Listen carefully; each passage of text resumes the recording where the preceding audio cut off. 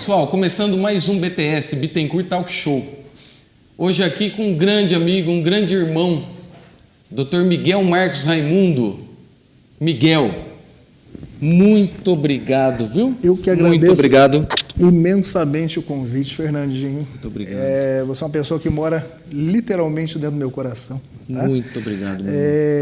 Fiquei muito feliz em ser convidado para participar do programa inaugural. Inaugural. Seu? Nossa. Você que é um grande profissional já da área, notório da área da educação, algando voos maiores, vindo passar agora em novas mídias digitais informação, cultura e lazer. Grandes voos, sucesso muito garantido. Obrigado. Muito sempre. Obrigado. Uma honra.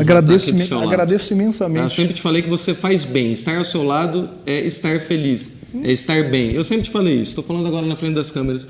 Você sabe disso. Para de rasgação de seda agora? Vamos. Vamos? Conta um pouquinho da tua história. Santa Cruzense? Nato. Nascido e criado em Santa Cruz do Rio Pardo. Sou nascido em dezembro de 73. Meu estudo, toda a minha formação foi em Santa Cruz do Rio Pardo. Minha família inteira é de Santa Cruz do Rio Pardo. Uma família tradicional aqui na cidade. Sim. E eu só saí daqui realmente para fazer faculdade de medicina fora. Ao qual eu fiz faculdade de medicina fora, fiz especialização fora, terminei a especialização, voltei para minha terra de origem. Foi para Santos, né? Eu sou formado pela Faculdade de Ciências Médicas de Santos. Eu sou formado há 21 anos atrás, foi em 97. Tem menino aqui que não tem essa idade, hein? 21 anos. Faz 21 anos que sou formado. Hoje eu estou com 45, me formei com 23. E depois que eu terminei a formação da Faculdade de Medicina, eu fui fazer Medicina Generalista pela Universidade de São Paulo, pelo Hospital de Clínicas de São Paulo. Eu terminei o Hospital de Clínicas e fui fazer Cardiologia em São Paulo mesmo. Depois que eu terminei de cardiologia, eu continuei como médico adjunto da equipe, uma temporada, até que eu defini que eu ia voltar para minha terra de origem. E devagar vim vindo 2 dias da semana aqui, 3 dias em São Paulo, depois 3 dias da semana aqui, 2 dias em São Paulo, até que resolvi vir de vez e me instalei. Graças a Deus. Bom pra gente. Amém. O pessoal adora você, a gente conversa com alguns pacientes, né? E você é um cara, apesar da sua profissão, né? Ser médico, né? Toda a responsabilidade, você é um cara engraçado, um cara que o paciente fica bem só de conversar com você já. Só aprendi com a minha madrinha, ela sempre falava assim, cara feio não paga a conta. Verdade. Pode melhorar esse humor. Eu falei, tá bom, tia. E a pessoa já chega no médico, né? Ela já chega com aquele temor, né? Todo mundo já chega no médico com... Ele já chega numa situação, todo paciente já chega numa situação de inferioridade. Sim. Ele já chega com dor, ele chega com dúvidas. Tá? Ele chega em atitudes de autodefesa, que às vezes ele é até um pouco agressivo com você. Sim. Mas você tem que entender esse lado dele. E você tem que realmente ajudá-lo a mudar esse pensamento, esse comportamento. Você é um amigo dele. Você não está lá para afrontá-lo, você não está lá para... Você vai ter que despi-lo sem tirar as roupas dele. Você vai ter que entender o que ele quer falar para você. Isso vem de você ou não? Você fez algum curso ou tem alguma... Não. A formação médica, ela já... Quando você tem bons tutores do seu lado, eles já te instruem como abordar e o que o paciente está querendo dizer. Às vezes, os olhos dele falam mais do que o próprio discurso dele. Verdade. Você percebe algum paciente que... exemplos simples. Pacientes que não conseguem te olhar nos olhos, está escondendo alguma coisa. Levam sempre a mão na cabeça, são tímidos ou estão escondendo algo. Respostas muito secas ou muito monossilábicas. Sim, talvez. Tem outros significados. Às vezes podem estar até te testando. Você tem que entender esse lado defensivo dele também. É muito complicado. Genial. A anamnese, quando você vai examinar um paciente, quando um paciente entrando porta dentro do seu consultório, a consulta já começa basicamente desde quando ele chega lá na recepção do seu consultório com a sua secretária. Ele já chega com alguns trejeitos, algumas manias, tá? que fala muito da impessoalidade dele, fala muito da própria dor dele, dos medos dele. O paciente ele começa a entrar porta dentro, você já está analisando faces, a marcha, a atitude, você já está analisando ele de outras formas, então a consulta nunca começa aquela hora que você pergunta: e aí, dona Maria, o que está acontecendo? A coisa começa muito cedo, muito antes. Tá? Desde que ele conversou com a sua secretária, que marcou ou remarcou inúmeras vezes. Ou às vezes quem marcou, né? Ou às vezes ele não queria. Às vezes ele veio trazido. Trazido, né? Ele já vem quando aquele paciente monossilábico que você tem, ele tem uma atitude proativa, ele é passivo. Ele não chega contando para você o que está acontecendo, você tem que tirar dele as informações. Às vezes o famoso acompanhante junto, o famoso dedo duro, ele é primordial. Verdade. Doutor, ele não contou nada do que realmente está acontecendo. Está acontecendo isso. Olha então, que loucura. Mas você tem que se adaptar a todos esses percalços de uma consulta. Então, é uma coisa muito abrangente. E hoje você atende particular e atende também pelo SUS, é isso? Atendo pela rede pública também. Isso desde quando eu cheguei aqui eu faço rede pública. Faz 21 anos que eu faço, já passei por várias gestões. Tá? Plantão, tudo, até hoje? Tudo. Terapia intensiva, plantão de retaguarda de cardiologia. Quando chega um caso cardiológico complicado, eles chamam a gente para a gente dar uma assistência. Bastante trabalhoso, nos priva bastante. A semana que você está de plantão, basicamente, você fica sob sursi. Família. O tempo inteiro, de stand-by. A família tem que entender isso. Tem que entender isso. Os filhos vão falar assim, eles vão pegando, né, a rotina do pai. Tá? Pai, vamos para tal. Pai, vamos fazer tal coisa. Espera um pouquinho que o papai tem que trabalhar. Deixa eu fazer um intervalo, só para a gente fazer um merchan aqui. Tranquilo. Tá? Que não tem jeito. Precisa de patrocinador para o programa continuar. Com certeza. Tá bom? Casa do Chopp, há 15 anos no mercado, atendendo Ourinhos e toda a região. Chopp Malta, Golden Premium, atendendo também no Happy Hour, todos os dias, de segunda a sábado. Entregam chopp na tua casa, tudo para sua festa, confraternização, aniversário e casamentos. Telefone de Ourinhos, 14-3372-1375.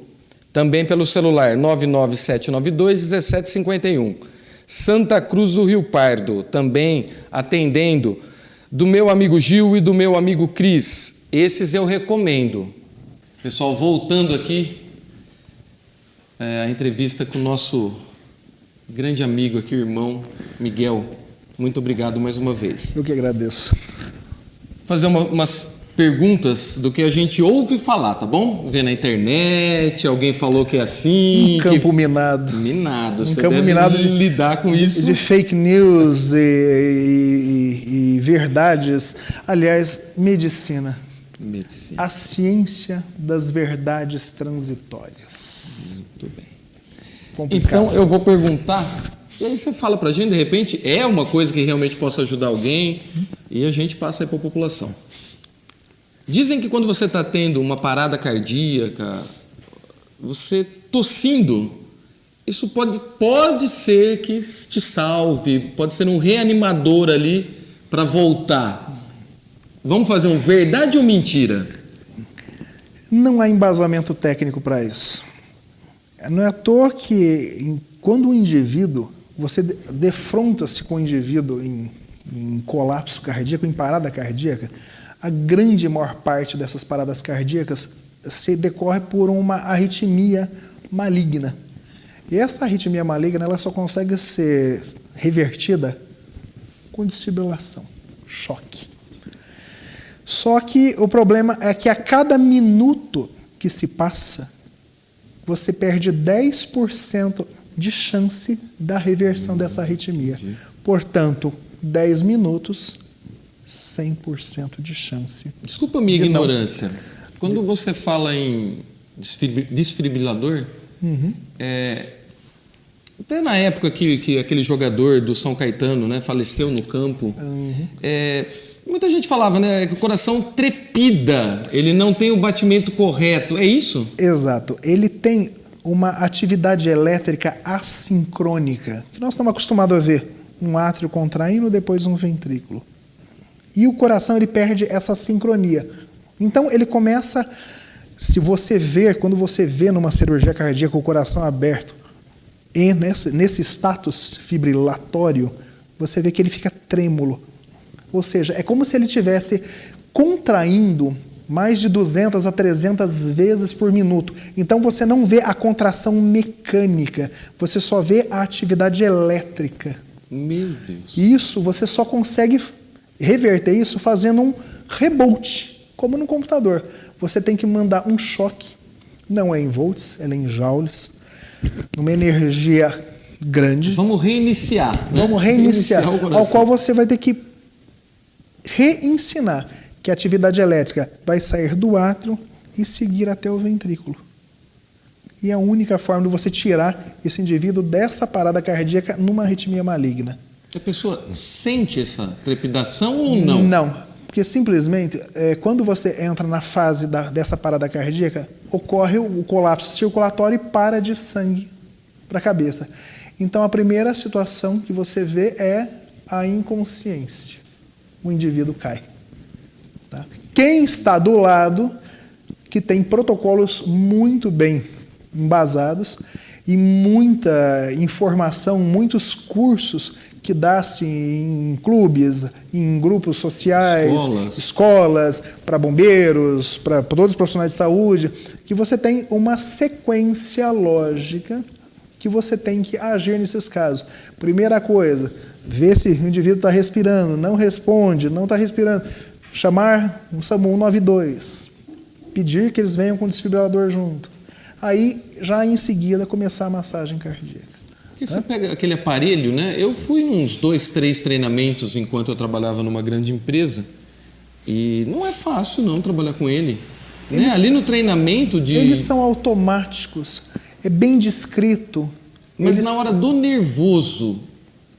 Para isso, tem que ter sempre uma pessoa mais de sangue frio ou um pouco mais treinada do lado, que é uma coisa comum. Em congresso você vê isso, em jogo de futebol você vê isso, dentro do supermercado, dentro de um shopping. A grande maior parte dos lugares hoje tem o DEA, o desfibrilador externo automático.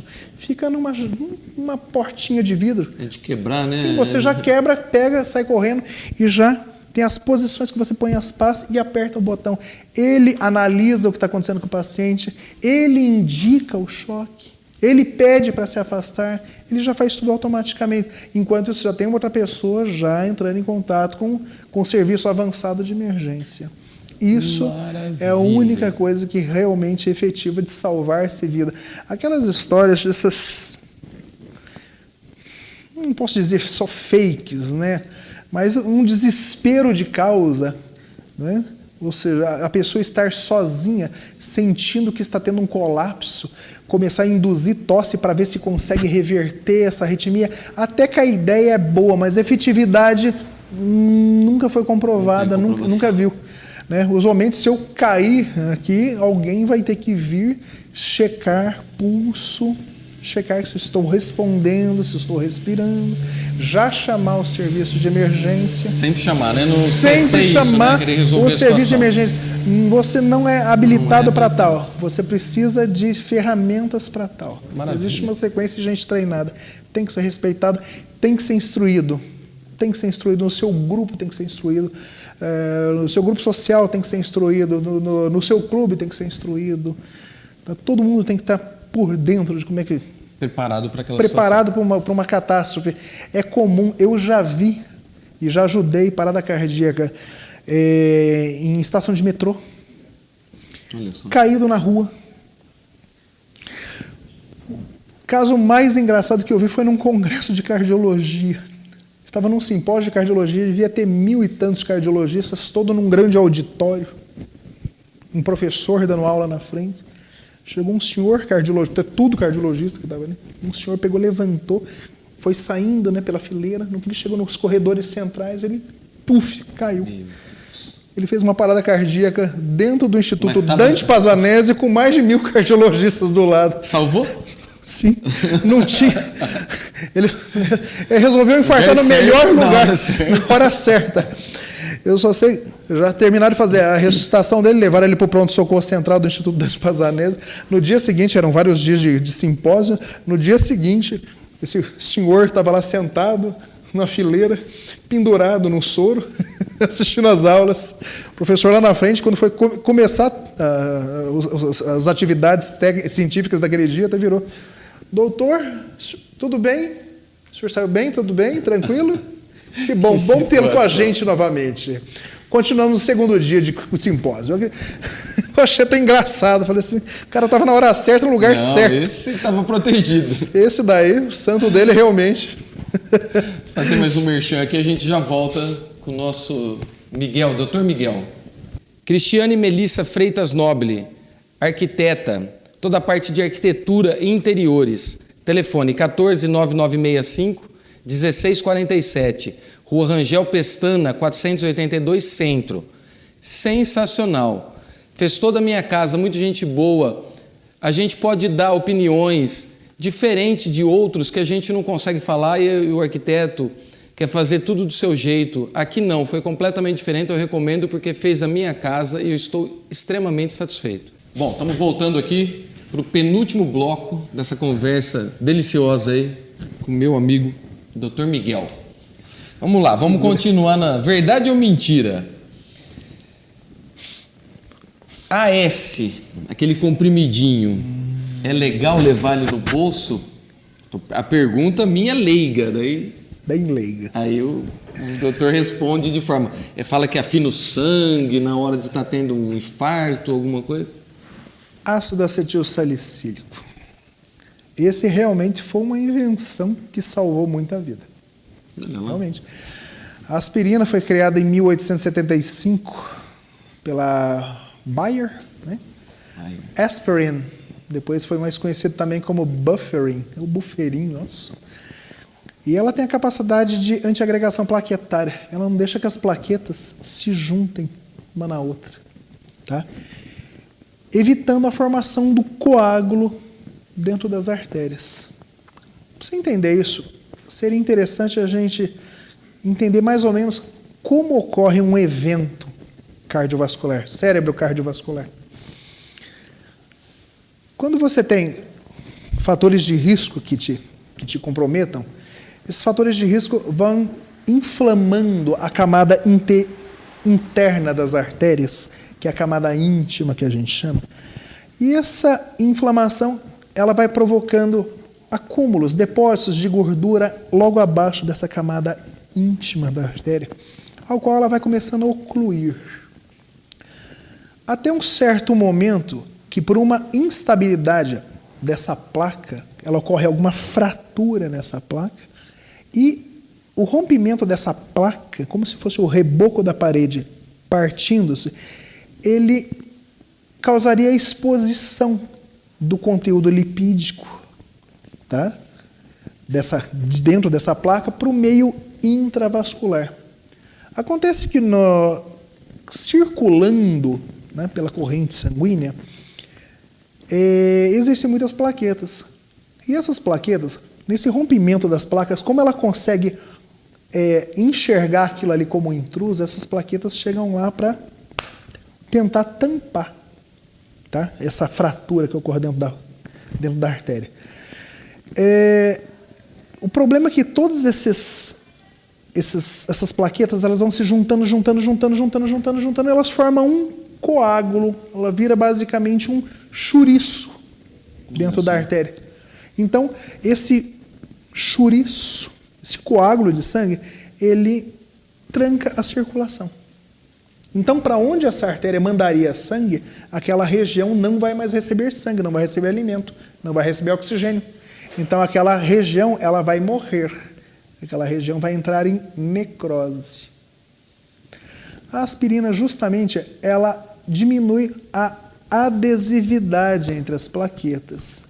Portanto, a aspirina ela não diminui as chances de você ter o evento cardíaco.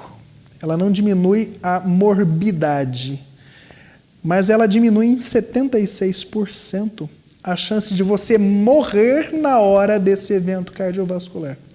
Então, a aspirina é um remédio que diminui mortalidade cardiovascular. Entendi, mas justamente evitando de formar esse coágulo dentro das artérias.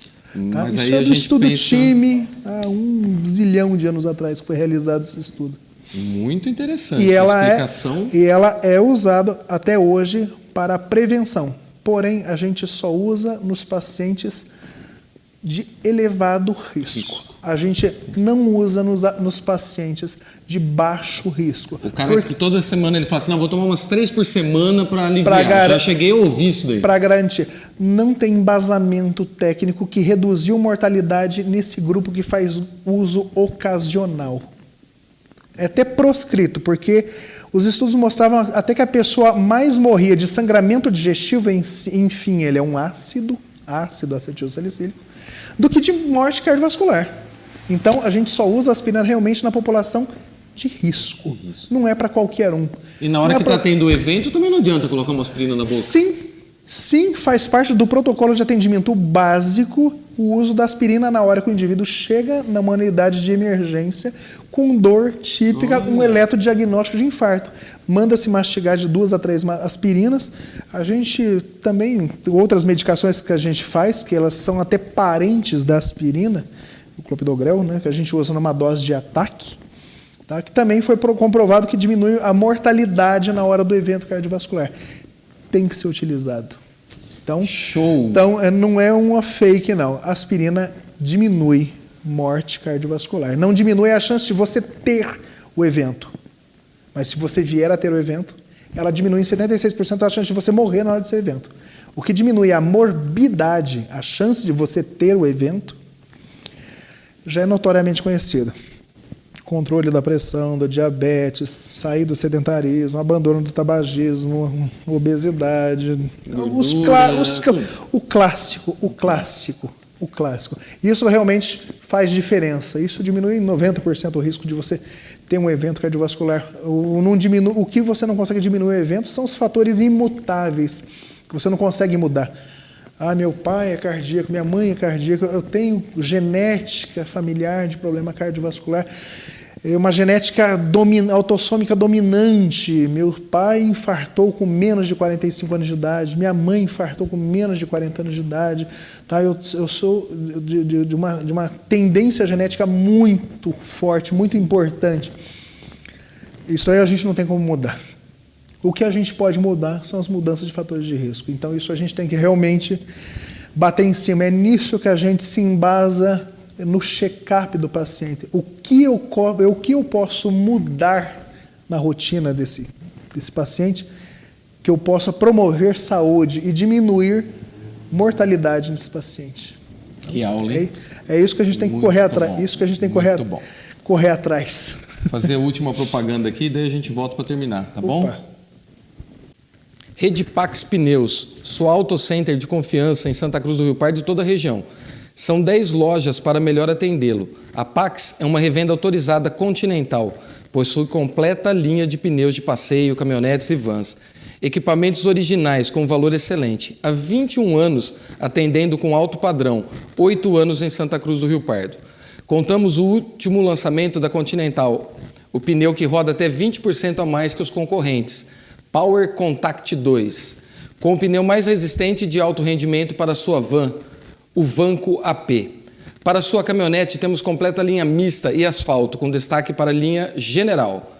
Conheça nossas opções, você vai se surpreender com a qualidade. Troca de óleo premium, completa Moto, com certificações do mercado americano e europeu. Temos completa linha de filtros de óleo e ar-condicionado. Falando em ar-condicionado, possuímos a famosa oxanitização, a higienização feita por ozônio, que elimina todos os ácaros, bactérias e o mau odor. Completa revisão de suspensão e freios, amortecedores Nakata em 10 vezes sem juros no cartão. Pivôs, terminais, buchas, coxins, discos, pastilhas, entre outros itens importantíssimos para a sua segurança. Balanceamento e alinhamento mais completo da cidade por um preço justo. A máquina 3D proporciona um trabalho mais ágil e preciso e não cobramos serviços adicionais, caster e cambagem. Sem surpresas na hora de pagar a conta, muito mais transparência no alinhamento total. Na rede Pax Pneus, seu carro é tratado com devido carinho, temos todo cuidado para melhor atendê-lo. Na troca dos pneus, ganhe vantagens exclusivas, como cartão Fidelidade e vouchers. Fidelidade e vouchers especiais, condições especiais para a sua empresa, pagamentos facilitados, cartão de crédito e boletos losango. Estamos na rua Catarino Etsuko Umezu, 765, Centro, no supermercado Avenida Flex. Telefones 14-3372-7759, 3372-7768 e pelo celular ou WhatsApp 99672-3690. Pax Auto Center, você pode confiar. Nesse eu confio também. Pessoal, voltando aqui para o último bloco dessa entrevista maravilhosa, está sendo uma aula aqui, né? Não só para mim, mas para quem está assistindo. Realmente está tirando muitas dúvidas aí, algumas lendas, né, que existem e outras que a gente está vendo agora que não é lenda, né? É uma coisa que resolve, a gente está entendendo melhor aí. Uma outra agora, que não é nem uma lenda, mas é uma preocupação, acho que de todo mundo aí, principalmente pessoal aí numa faixa dos 50 anos, um pouquinho mais, só que hoje a gente vê que até os jovens utilizam, né? Esse é o problema. Então, o que eu estou falando? Eu vou falar no popular, o que todo mundo fala, o Viagra, né? Virou uma marca... O famoso azulzinho. Famoso azulzinho. Quais os riscos? A pessoa deve procurar um cardiologista para começar a usar. Como é que funciona isso, doutor? Seria o ideal. Bom, o Viagra, qualquer medicação, né, da classe dos bloqueadores da 5-fosfodiesterase, eles foram criados inicialmente para a diminuição de pressão dentro do pulmão, pressão dentro da artéria pulmonar. Ou, vamos falar assim mais claramente, para tratamento da hipertensão pulmonar. Inicialmente, o desenho dessa droga foi para isso. E nos testes deles, viram que um efeito colateral muito interessante, ler de passagem dessas drogas, era justamente como ele funciona inibindo o óxido nítrico, então ele provocava vasodilatação. Tá? E essa vasodilatação era notória, principalmente na região peniana. Então facilitava... Foi sem querer o negócio, então? O negócio foi sem querer. A descoberta, ele não foi construído para tal. Ele foi construído inicialmente para tratamento de hipertensão pulmonar. Só que viu-se que para tratamento da hipertensão pulmonar não houve grandes resultados, não foram tão expressivos assim, diminuição de morte, mortalidade. Até que alguma mínima melhora de qualidade de vida em quem tem hipertensão pulmonar é usado ainda meio a consenso de especialistas. Existe realmente uma droga parente do Viagra que só é usada em hipertensão pulmonar primária, aquela que a pessoa nasce com. É o único uso desse remédio específico, então é uma coisa muito rara de se usar. É um remédio que só tem alto custo, né, pela rede pública, que custa em torno de 12 a 14 mil reais a caixinha. Você usa uma por mês, então isso é uma coisa para você entrar com uma ação de alto custo contra o Estado. Então, hipertensão pulmonar primária, que a pessoa nasce com aquilo, é muito raro. Usualmente as hipertensões pulmonares são secundárias a alguma outra doença cardíaca. E que é indicado realmente passar no cardiologista para ver se dá para se usar esse tipo de medicação, sim. E elas têm que ser muito bem indicadas também. Porque o grande problema é o uso recreativo. Sim. Tá? Tem seus efeitos colaterais. Como é um vasodilatador, a pessoa fica com aquele rubor facial, obstrução nasal, as conjuntivas bem hiperemiadas. Você nota que a pessoa está sob efeito de um vasodilatador potente. E ele também reage contra algumas medicações, mas é principalmente medicações que a gente usa em cardiologia, que são a classe dos nitratos que a gente usa como antianginoso. E em associação com essa classe farmacológica, né, do Viagra, pode provocar uma hipotensão muito grande, uma queda de pressão muito grande, e a pessoa ia desmaiar. Aí, pessoal, o que a gente perigoso. vê demais é o Benedetto do uso recreativo. A pessoa não precisa daquilo. Só que ela vive em função de uma mentalidade de um mundo globalizado, onde você não pode ser o segundo, você sempre tem que ser o primeiro, e você não pode ter falhas. E você tem uma autoestima já um tanto comprometida de todo... da sua dificuldade de entender o mundo globalizado, de você aceitar quem você é, que você aceitar as coisas, e eles acabam fazendo uso desnecessário. Realmente, você pega jovens de 20 e poucos anos de idade, tá? Com disfunção erétil notória de origem psicossomática, mas ele necessita se autoafirmar, se confirmar, se aprovar. E daí não consegue mais ter uma relação sem a utilização. No frigir dos Muito ovos, jovem. No frigir dos ovos, ele acaba criando uma dependência psíquica, onde eu não vou funcionar se eu não tiver aquilo do lado. Às vezes você pegar um comprimidinho qualquer que seja azulzinho, dá para ele tomar, funciona do mesmo jeito. Então, a coisa está literalmente supratentorial. Supratentorial. Esse é o detalhe. Então, nós temos verdadeiros escravos. Nós temos verdadeiros escravos hoje. Está muito difundido, não precisa de receita para se comprar. E isso aí está criando uma legião de dependentes psíquicos. Que perigo, hein, gente? Que perigo. Que perigo. Mas... não tem nem como agradecer. Foi agradeço. Maravilhosa a entrevista. Eu tenho certeza que todo mundo adorou também. Imensamente a oportunidade de estar aqui, prestigiando, sendo prestigiado também. Ou seja, agradeço demais, muito sucesso a esse novo projeto. Fernandinho Bittencourt Talk Show. O sucesso garantido. Irmão, muito obrigado. Muito obrigado e tanto. Muito obrigado e tanto, Fernandinho. Obrigado. Um abraço, família. Amém. E meu abraço a todos, também a Renê, as crianças. Muito obrigado. E sucesso nesse novo projeto. Para todos nós. Vai dar tudo certo. Amém. Pessoal, obrigado. Mais um Bittencourt Talk Show e a gente volta. Bom, terminando mais um Bittencourt Talk Show, BTS, aqui com meu amigo, meu irmão, Eliel Lima. Uma honra você estar aqui, tá? E finalizar esse programa pra gente aí, de forma maravilhosa, aí tocando uma música bem bonita pra gente ficar se deliciando e ouvindo você com essa voz e violão. Um abraço.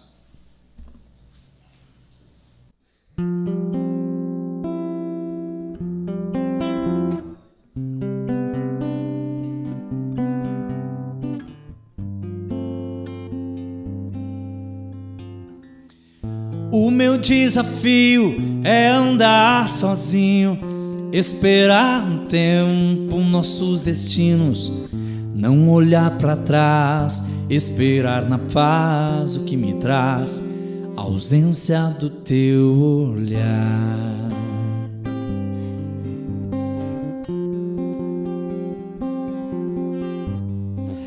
Traz nas asas um novo dia, me ensine a caminhar, feito um menino aprendiz. Oh meu Deus, me traz de volta essa menina, porque tudo que eu tenho é o seu amor. João de Barro, eu te entendo agora, por favor me ensine como guardar meu amor, meu amor,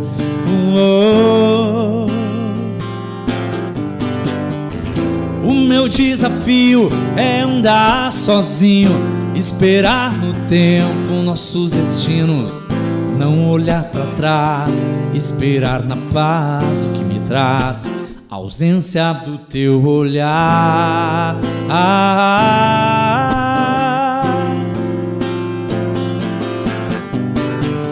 Traz nas asas do novo dia, me ensine a caminhar, feito eu, um menino aprendi.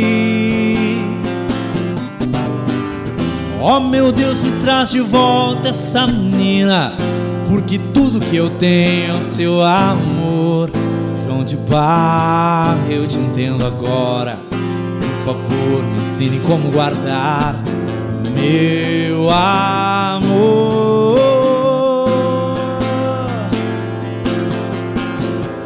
Oh meu Deus, me traz de volta essa menina, porque tudo que eu tenho é o seu amor.